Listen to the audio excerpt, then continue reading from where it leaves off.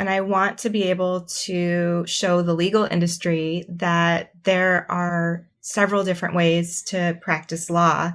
And we can do so in a way where we are location unspecific and can not have to bill hourly and can set our own schedules and so on and so forth. It's very important to me that I expand not just Hello Divorce, but the model of lawyering that feeds into Hello Divorce. Today on LawNext, Erin Levine, California lawyer and founder of the innovative do-it-yourself platform Hello Divorce, on why she created the platform and why she's now taking it to all 50 states. This is Bob Ambrogi, and you're listening to LawNext, the podcast that features the innovators and entrepreneurs who are driving what's next in law. We'll get to today's interview in just a moment, but first, let's hear from the sponsors who generously support LawNext. And now, on to this week's interview. Erin Levine, welcome to LawNext. Thank you, Bob. You know I'm super excited to be here. I'm an avid listener of your podcast, and I get very excited whenever I see your notifications come into my email box. There's always something new and exciting going on. So you bring the good news. You're the good part of my day. Now when I see that one listener on my podcast, I'll know exactly who it is. I always wondered who that was. You know it's me. I was thinking we don't have to go into details, but I mean, not only are you running a law practice and running a business that you're about to take into expand in a dramatic way, as we'll talk about during the show, but you're also a mother of two young children, and it's you've been juggling a lot during this pandemic time. How are you holding up through it all? You know, I'm doing okay. You caught me on a Monday when things are a little bit rough around my household, with my littlest outlaw spraining her ankle this morning. But overall, I'm one of those people who kind of thrives in crisis. I do really well multitasking. I like a lot of things happening. I wish that some of the things happening, like the pandemic and how it's affecting, for example, my husband's business and some of the families that I work with, I wish that wasn't happening. But overall, I think we're doing quite well over here. Is your husband in a business that's been that's been affected by the pandemic? Yeah, so he's in the food and beverage business. And he has a local craft soda that goes primarily to the tech companies in the San Francisco Bay Area. So with all of them being shut down, he's really seen some challenging times and has been pivoting into personal protection equipment and other things, but it's just a lot of hurry up and go. There's been a lot of restaurants opening and then closing and then opening again. So, no one really knows what's going on. That's really interesting. I'll have to talk to your husband sometime, because I live in a little town here in Massachusetts, but where there is a little building that for many years housed a little local soda business called Twin Lights Soda.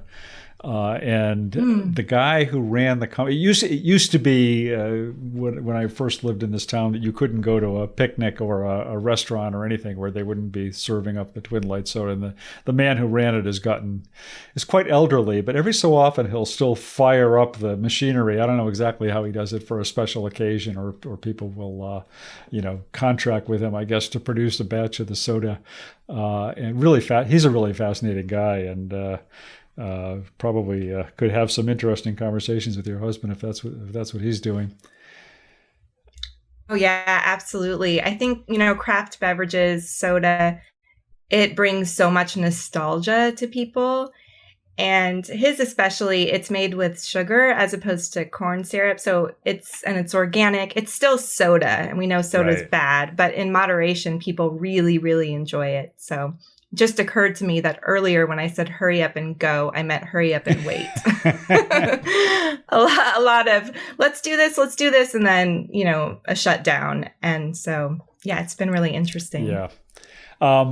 So one other interesting thing about you that I did not know that I saw from reading your LinkedIn profile in anticipation of this interview is that you were at an earlier stage of your life a gymnastics coach. Is that right? Were you a competitive gymnast also, or how did that?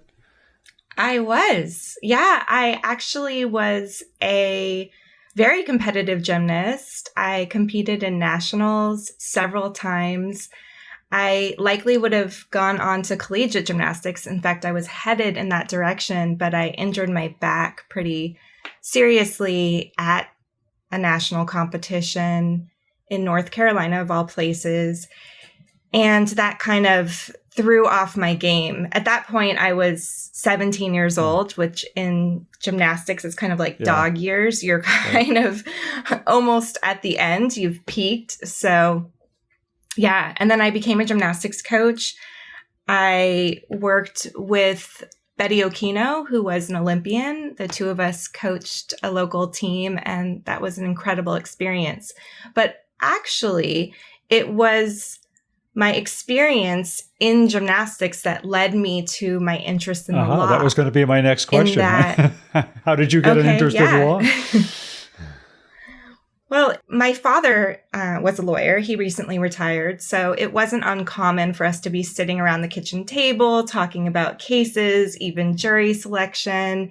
He once took me to a settlement conference with him. So the law was sort of in my blood and something that I was always interested in. However, it wasn't really until my freshman year of college where I turned my gymnastics coach in, who had been very abusive to me over the years. And I turned him into the authorities. I ended up as a witness in the criminal case against him and later as a plaintiff in a civil case against him.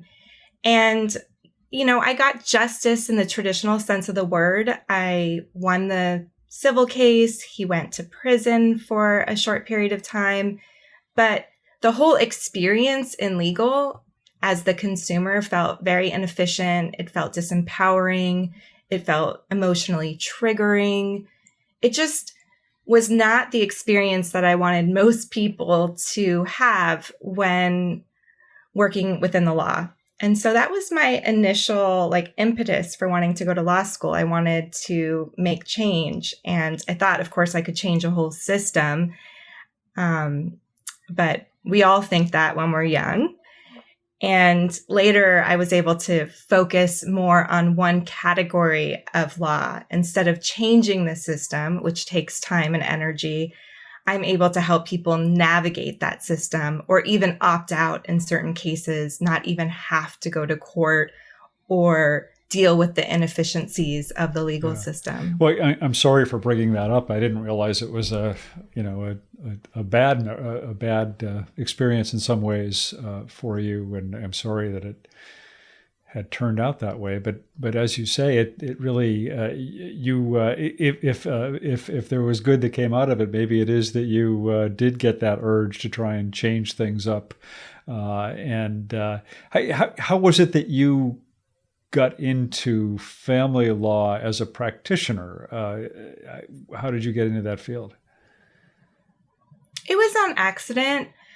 I had spent a lot of time in the nonprofit public interest world, and I expected that when I got out of law school, I would get a job. I had no idea how competitive those positions were. And so I was terrified of public speaking. I hated the Socratic method in law school, and I knew I was going to have to get over that. So when I was applying for jobs, I looked for the only job that would get me into court right away. I thought that's what it meant to be a lawyer, and only that. And so that job happened to be in family law, about an hour and a half away from where I lived. And so that's how I started. And I soon found out that it was a really good fit for me. Was that at a firm? Was that at your own firm? That was at somebody else's firm that you were working at that point? Yeah. Correct. That was at a firm in Fairfield, and not Fairfield, Connecticut, Right. Fairfield, that would be California. A long It was a very long commute. Yeah. You live just outside of Oakland. So I was there right? for You're a right by few Oakland, years. California, right? Yeah. Right. That's right. I live in Alameda, which is like a little island between Oakland and San Francisco. But our headquarters are in Emeryville / Oakland, right on the border. So the job was about, like I said, an hour and a half away. And I was there for 2 or 3 years before opening up my own practice, which was the Levine Family Law Group, still in existence today for the past 11 years. And I started that firm with my father, who really wanted to encourage me to go out on my own. And he knew I wouldn't do it. So he said he would come up to the Bay Area 2 to 3 times a month and help me with the practice. And so on our opening day, he turned to me and he said, yeah, I really don't like the Bay Area. There's a lot of traffic here. So we got you open. Call me if you need me. Have a great time. And there I was. So what did you do? Well, I listened to a lot of the Lawyerist podcasts at that time and did a lot of Googling and realized I was a little bit of an outlier in that systems were really important to me and technology. And this was back in 2009. And the colleagues I had didn't share that interest and they thought it was a little kooky. So I just started building my community of like-minded lawyers across the country, and they've been my tribe ever since. So how long did it take before you started to see, traction or what you might consider success in building up that practice? It didn't take very long at all. We didn't have to make a ton of money because at that time it was just me and my paralegal.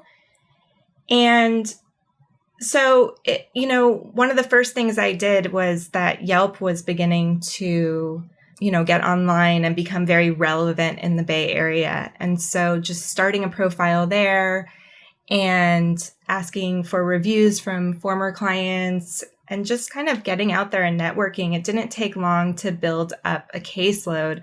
I think where it became more complicated was as we were growing, as we were bringing on more lawyers and having to bring in new business. But I didn't find the actual, starting of a law firm to be that challenging. I guess I was lucky. Yeah, you were lucky. There are obviously some people struggle and some don't. And lots of different kinds of stories out there about building up a law firm.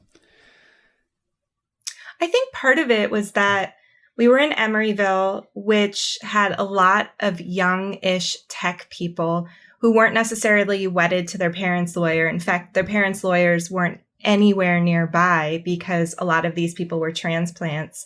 A lot of the millennials that work in tech industry don't have cars, so they look for something very convenient, and we just happened to be there. So for prenuptial agreements and child custody type stuff and divorce, we were right there and we were convenient and we were the only family law attorney in this town. And so it was very easy to get, good Google rankings. Yeah.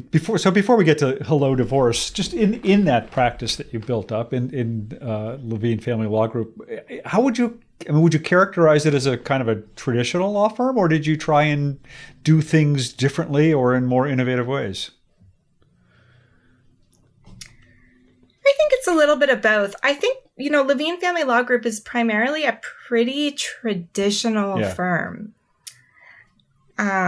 We do retainers for more contentious cases, billing by the hour. Of course, there's some unbundled work as well. And our approach is much different than a lot of our colleagues in that we do have some incredible systems.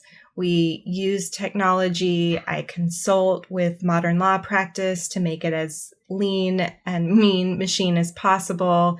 But for the most part, it's a pretty traditional practice that at one time had as many as 10 lawyers. I deliberately scaled it down in anticipation of opening up Hello Divorce, and we've sort of stayed constant at about 7 lawyers. So at what point did you start to think about Hello Divorce, and where did the idea come from? if you could see me, you'd see this huge grin on my face. I just get so excited about it. The reason why I started Hello Divorce is a combination. Number one is that I was bored and burnt out with litigation. It was getting increasingly harder for me to litigate with small kids at home and not fun anymore. I used to really, really enjoy it, and I started to you dread did a lot it. of contentious So that was number divorces, one. right? I mean, Yeah, my imagery and brand when I first started was, that child being pulled by both parents on either side and a very aggressive tone. I thought that's what you needed as a young lawyer to sort of stand out and show the authority. And so I ended up kind of being a certified family law specialist and an expert for these aggressive, contentious cases. And that just took its toll. So I definitely wanted to see a change. The other thing is, like I said earlier, a lot of my clients were in technology. And so they were really looking to have more control over their cases.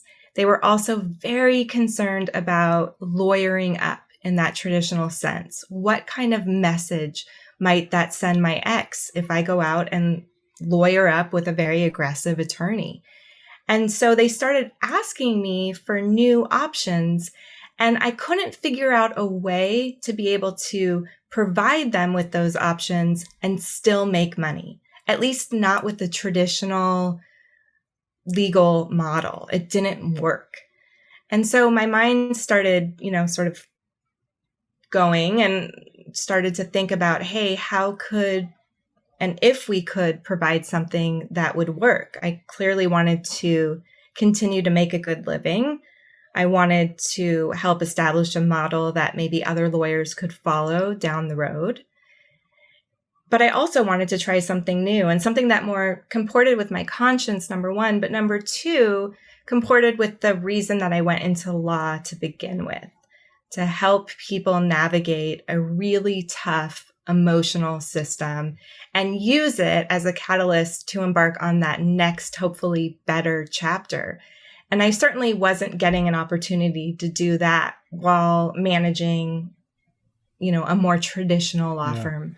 It's interesting. It sounds like, if I'm hearing what you're saying, that some of the initial the requests that you were hearing from some of these clients, it wasn't so much that they couldn't afford a lawyer as that they didn't want to kind of just get into that whole lawyered up, contentious kind of dispute process.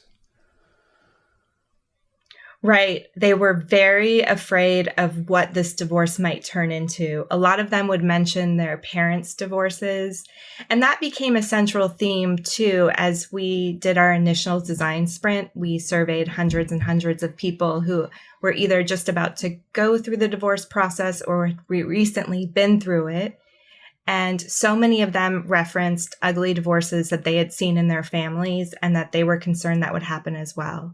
The other thing is that while we have always wanted to reach people who make a little too much money to qualify for legal aid, but maybe not enough money to hire a full-on divorce attorney, we also wanted to reach that firmly entrenched middle class, because what I was learning, especially from millennials, is it's not that they didn't want to hire a lawyer. It's that they only wanted to hire a lawyer for what it is that they needed. So it really felt unreasonable in their eyes to hire a lawyer to prepare a fill in the blank or check the box form. But in terms of getting the information, processing that information, and learning how to use it, well, that's what they were willing to pay for. So, I mean, would it be fair to say they wanted more control over what they were buying and paying for? They wanted to be more, savvier consumers about the legal process? Absolutely. And they still wanted a human component. I thought technology was going to be 100% of this product. And it turned out that, sure, that is a big piece of Hello Divorce. But when you're going through something, a process, not just a one-off transaction that has major, major financial and emotional implications, everybody wanted to have a person there in case they needed it. So they don't always need a lawyer or a document assistant, but they liked knowing that one's there in case they did need it. And so they certainly wanted more flexibility when it comes to products. They wanted high quality. They wanted much better systems. Everybody had some war story to tell about their connection with a prior lawyer and, you know, how they were emailing their social security numbers or didn't hear from the lawyer for weeks at a time. And so, you know, we realized early on that customer service was going to be a really big piece of Hello Divorce as well. I described it in my opening as a do-it-yourself platform, but that's really not an accurate description, right? I mean, it can be do-it-yourself, but that's not at all exclusively what it is. Correct. A lot of people have, I would say 300 to 400 people have used our platform to do it themselves. They've used our Divorce Navigator to not only complete their forms, but to follow the interactive checklists to help them get things filed and served. I would say, though, that the most popular product, if you will, that we offer right now is our DIY Pro, which allows users to do their forms on their own, but somebody then steps in and files and coordinates service and handles the procedural stuff. Because as you know, in many states, those procedural requirements vary from county to county to county. So even if you Google it and find information about your state, it might not be relevant to the actual requirements in your county, such as a local form or something like that. So that became a very important part of this DIY/DIFY. And I would say that the vast majority of our DIY divorces include coaching with a legal coach at least one point in their divorce. So the DIY model is $99 a month, but the average expenditure on Hello Divorce is $1,500. And so they're not keeping their membership for 15 months. What they're doing is keeping it for 6 to 7 months, but then coaching with a lawyer for 1, 2, or 3 hours throughout their divorce. And that per month is based on what, the length it takes to get the divorce, or how does that work? For the most part. And I mean, a lot of this we're still playing with as we move from state to state. In California, you cannot be divorced before 6 months. So most people keep their membership 6 to 7 months. Yep. That being said, no one does all of their forms in one day. The way that we've set up the Hello Divorce process is to hopefully have some like early wins, right? A 3-step process. And the first 2 steps, both spouses have been able to get it filed and coordinate service and had somewhat of a win, so that when they head into that 3rd step where they're negotiating their final resolution, they're feeling a lot more confident about their ability to do so because they've been able to do the first 2 steps. So it is a process, and we encourage people to do it over 1, 2, 3, sometimes 4 months. And what I remind people is it took you 5, 10, 15, 20 years sometimes to get to where you are. You're not going to be able to unwind everything overnight. When you first started Hello Divorce, you started it, as if I understand it, with kind of as part of your law firm, and then at some point you spun it off as a separate company. Do I have that right? Right. Yes. It was a really hard decision. How do we start it? What do we do here? If it was an utter failure, I was concerned that was going to hurt the Levine Law brand. But yes, that's exactly what we did. We started it as a law firm. It made it much easier when we didn't have very much money to make a minimal viable product, because I didn't have to worry about fee splitting or a lot of those other ethical issues. But it also really kept me from being able to expand and scale. And so, I spent a lot of time with ethics lawyers, a lot of time reading your previous articles, Mark Cohen's articles. You probably hear that airplane. That's okay, yeah. Okay. Okay, great. So yeah, so I mean, I just spent a lot of time studying what are the. I don't think so. Let's hope not. A lot of the pros and cons of one company versus two, and ultimately it made a lot more sense for us to spin off Hello Divorce into its own corporation that contracts with Levine Family Law Group. And so what does that mean for your law practice? How does that relationship work? Well, if there are people using Hello Divorce's non-legal services and they ultimately want to meet with a legal coach, they can purchase through Hello Divorce. However, they are notified that it's subject to a conflict check. They are signing an attorney-client agreement. They are scheduling with a lawyer as opposed to a Hello Divorce employee. And then they actually meet with that lawyer who has access to the platform so they can pull up the forms that the client has done or any notes that the client has already taken.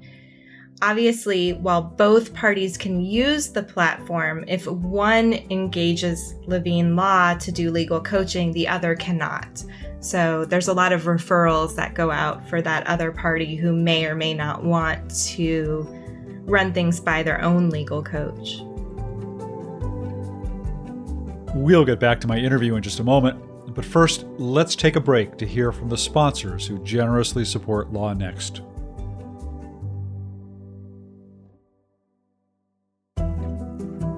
Now, let's get back to this week's interview. So it was a little over, I think you first launched this, a couple of years ago, and it was about a year ago that you launched the Divorce Navigator, which is the web application. And we'll talk now. We can talk about expanding into other states, but up until this point, how's it gone? What's been the reception? Has it been successful? Well, I guess it is defined by how you define success. From my point of view, yes, it has. Right? How we define success. So we're self-funded. I've been able to pay back a large majority of our development expenses. We've been able to leverage the profits from Hello Divorce so that we could build out the Python-based web application. And the lawyers that are receiving cases through Hello Divorce are making as much or more than they made in private practice. So I feel really good about that. It's a volume game when it comes to making money with Hello Divorce. And it took a good 2 years to be able to build up the kind of volume that we needed to really be able to scale the company. But at least in the moment, we're there now, and we got a huge boost with coronavirus. In that, not just with new divorces, but with people who had delayed their divorces. They had been separated for 1, 2, 3 years and never really just got into, did the legal stuff. And so now they have time, and now they're spending a lot of time online. And so a huge boost. We saw a 244% increase in 3 to 4 weeks. So you've seen a huge boost during coronavirus.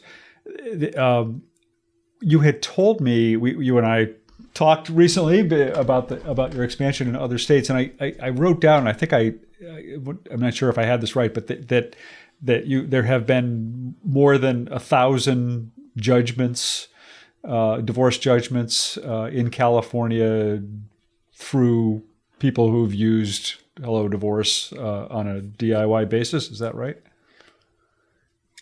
If I said DIY, I meant through Hello Divorce, period. Okay. So I might have just miswritten that. That's why I asked. Oh, yeah, no, it's a great question. The vast majority of the divorce judgments that have come through Hello Divorce have been with the DIY Divorce Navigator. However, we do have other membership options, more concierge options that are quite popular. And then we have a lot of people that we consult with who are in mediation, or mediators that have us process forms for their clients so that they don't have to. And that way they can offer their clients a much more affordable option when it comes to the form, the procedural piece. So when you add all of those together, that's where we get to that number. And I should note, I asked you about how you define success, but certainly others have defined you as a success in terms of giving you various forms of recognition. The ABA Law Practice Division earlier this year gave you its James Keene Memorial Award for Excellence in E-Lawyering.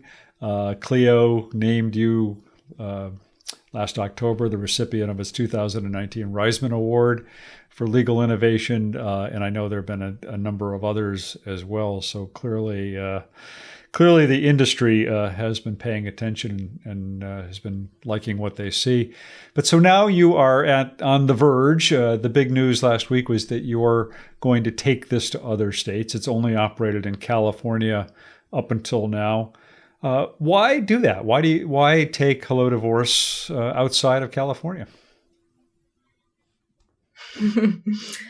Well, I think that it's almost every entrepreneur's dream to grow and scale a company. And we receive hundreds of emails and inquiries on our website about when and if we're going to come to their state. And so right now, at least, we don't see a similar model in a lot of states. And we want to be able to bring that to at least, the vast majority of Americans. I would like to consider an acquisition. Who knows if that will happen, when and why, but I think that we would be in a much better position if we offer our services across the country. And, it's working. And I want to be able to show the legal industry that there are several different ways to practice law, and even in consumer-facing areas. And we can do so in a way where we are location unspecific and can not have to bill hourly and can set our own schedules and so on and so forth. It's very important to me that I expand not just Hello Divorce, but the model of lawyering that feeds into Hello Divorce. Yeah. And so to do this, you're kind of partnering with the company Access to Justice Tech. Joseph Schieffer is the founder of that. And they'll help you with the technology, with building out the technology that you need, and you'll kind of run the business side of things in terms of growing it out. What's the plan for taking it national? What's the timeline? How will this happen? Yeah, so just backing up a moment. So I've been working with Yeti, which is not the microphone or the cooler, but a development firm they were in San Francisco before the pandemic. Now they are no longer in San Francisco, but they are the ones who initially built out the web application. And then, as you know, the technology that we use that that we use with the Divorce Navigator is Dorna Moini's Documate. And so Joseph's company is, among other things, building out the automated forms for each state. And that is very, very, very helpful. Although, of course, as you can imagine, I'm having to learn the basics of family law in every single state, partially because it's important, but the other partially just because I'm very controlling over quality and standard and that kind of thing. So that's what they're doing for us, along with some content and other SEO work and stuff like that. So the first few states, Colorado, Utah, and Texas, are going to be rolled out over the next few months, about 2 to 3 months in between each one. And then by then we'll be able to move forward with the other states at a much more accelerated rate, because by then the back end system that will support all 50 states will be completed and ready to go. So right now there's a lot of, using the system that we currently have to support a couple states, but that's not sustainable long term. So there's two big projects I'm working on right now. One is, of course, expanding and meeting the consumer needs of the states we're going into in the moment. The other is managing and overseeing the system that we're building that will be able to house all 50 states. So you'll be... I'm not sure if I answered your question. You did. So you'll be taking some baby steps at first, and then start running. Yes, that's the plan. What about? Are you concerned at all about ethical issues as you go into these different states? I mean, each state has some different models about who can prepare legal documents and how supervision has to happen and other issues like that. So how are you preparing for those kinds of differences that you'll encounter? Yeah, always worried about ethics issues. That's what keeps me up at night. And plus two young kids. That's been by far, it's true, that too. But keeping up, it keeps me up because no matter what plan you put in place, none of it is perfect, right? Especially when things haven't necessarily been tested, or they have been tested, but they haven't come up against any trouble yet.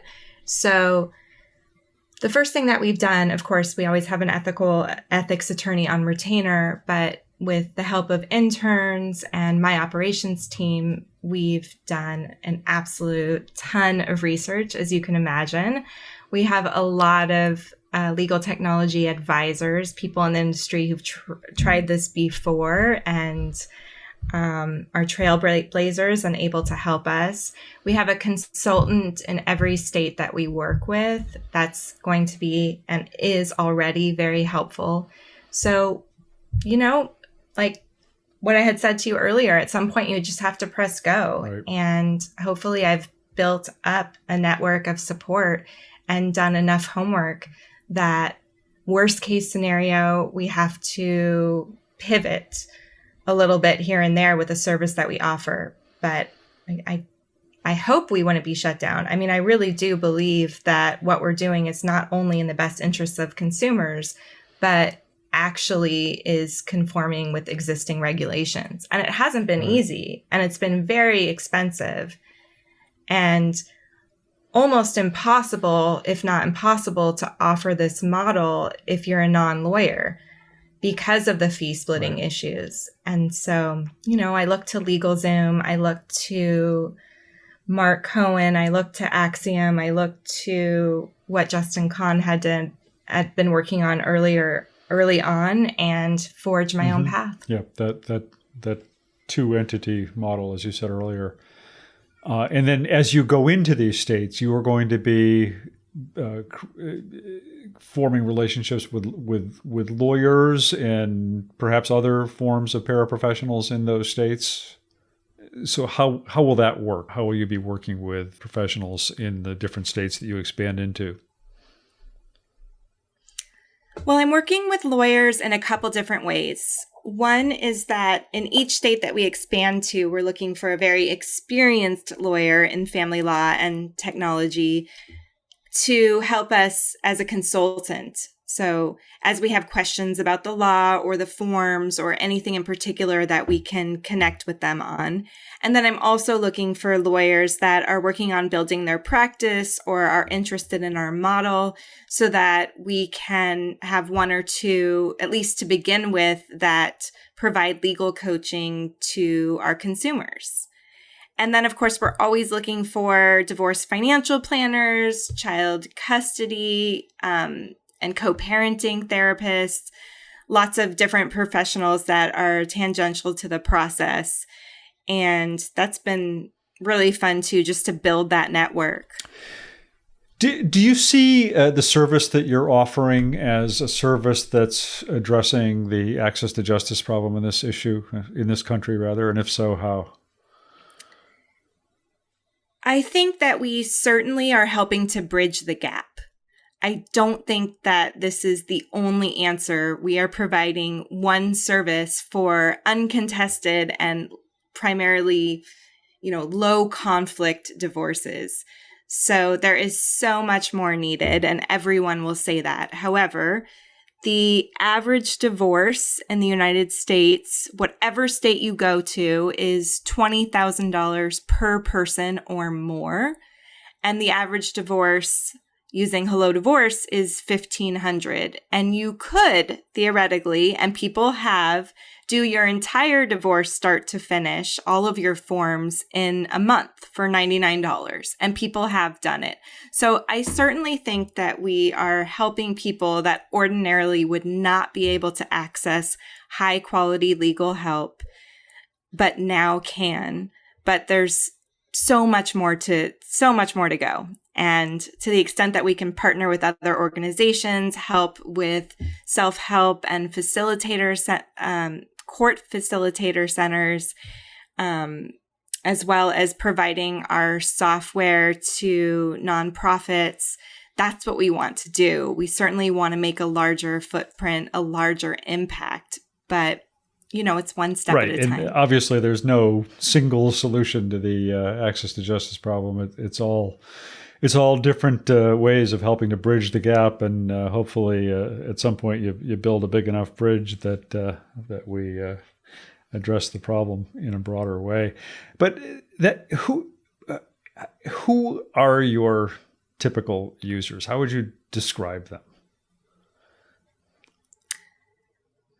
Well, we have a large group of people that are firmly entrenched in the middle class. So people that could, if stretched, probably afford traditional representation. And by afford, I use that very liberally because they'd probably be putting on credit cards or borrowing money from a family member, but likely could make it happen if they really needed to. But now have an option to not have to go into debt and to make their divorce affordable. And that is a large segment of the people that we work with. Is there a gender skew at all? I mean, are women any more likely to be using your service than men, or is that not the case? That's a really good question. We have people that had to borrow $99 to access our form generating software, all the way up to tech CEOs who have used our service and hopefully at some point will provide a review. Anybody we know? Just kidding. Yeah, I think so. But, yeah, we have to, I'm keeping confidentiality. Yeah. But I'm hoping at some point when it's not so raw that they'll come forward. So the vast majority of divorces are filed by women. It's something like 70 or 75% of divorces are filed by women. And our software doesn't require both parties to contribute. They must collaborate in that they must be willing to accept service or sign a judgment in certain circumstances. But it only requires one doer spouse. And so I think that because of the fact that women primarily are the divorce filers, and because we are attracting the first person to file the divorce, we have a very similar ratio, which is that 70 to 75% of our users are women. We also are marketing, I still run the marketing, and the marketing tends to be connect more with women. I know women. I am a woman, so that would make sense. Men are much more likely to try the technology out. Whereas women, we tend to have a longer sales cycle. We need to provide them with a little bit more in terms of support and resources before they're willing to make the purchase. But I can go on about statistics. I love numbers, and this has been really interesting just to see who's used our software, who's been successful, what makes them different from the other, and so on and so forth. Well, and I guess I was just thinking that, I mean, traditionally, we've heard over the years that it's, and I think it's probably still the case often that women don't always have the same access to resources and funds as men, and therefore may not be in in an equal footing in terms of their financial ability to initiate a divorce, and a service such as yours could be appealing for that reason, if not any of all the other good reasons for using your service. Yeah, that's definitely something that I've been told. Another thing that I've been told by women is that their husbands tend to feel a lot calmer about the divorce when they see that their wives have filed through the Hello Divorce service, because of course they jump on the website and they see that our goal is to try to facilitate a amicable resolution as opposed to fighting and messy and a really expensive ordeal. So it has the positive effect of the spouse feeling like, hey, this might actually be an uncontested divorce, but the wives still know that they have access to a legal coach if and when they need one. So they aren't just, signing a judgment for the sake of signing it. They are still able to access what their rights are and negotiate in a place where they feel empowered. I know I've kept you way longer than I promised I was going to keep you here, but I just had two more questions, if I may, before we wrap up. One is that, you started this as a lawyer, and you actually started it as part of your law practice. Is there a lesson in what you've done for other lawyers? Is there something that lawyers can learn from your model that they can apply to their own practices? Or is what you've done just kind of unique and standalone? Oh, yeah. I think there's several different lessons. I think that there are small changes that you can make to your practice that don't necessarily cost a lot of money that can make a really big difference. So simply adding a shopping cart to your site and productizing some of your services can be huge. Adding in passive income, it doesn't have to start as something huge, but doing a course or a video or a helpful book or, the form generating software. But there is an ability for lawyers to go beyond actually providing one-on-one legal counsel and still be able to earn some income. So I hope that lawyers are looking at Hello Divorce thinking to themselves, okay, wait a minute, there might be other options out there and I want to consider them. And if so, then, I'm your biggest cheerleader over here, because it's been a really fun ride and I think we're just getting started. Well, my other question is related, but asking you to kind of take your lawyer hat off and put your entrepreneur hat on. And so many of the people who listen to this podcast are involved in starting their own legal tech companies or thinking of starting their own legal tech companies. And what have you learned about being an entrepreneur from this experience? What advice would you have for others along those lines? Of course, you saved the hardest question for last. I think I was really surprised about how important my story and who I am would be. I thought I would be able to sort of hide behind the brand and go out there and just build a company. And as it turned out, like me being authentic, me being real with the good and the bad, and me sharing my experience has become really, really important, not just to the legal community, but to our consumers as well. We're asking people to purchase sometimes $2,000 or $3,000 sight unseen. This is not a brick and mortar model. So you have to gain the trust of the consumer in a very meaningful way.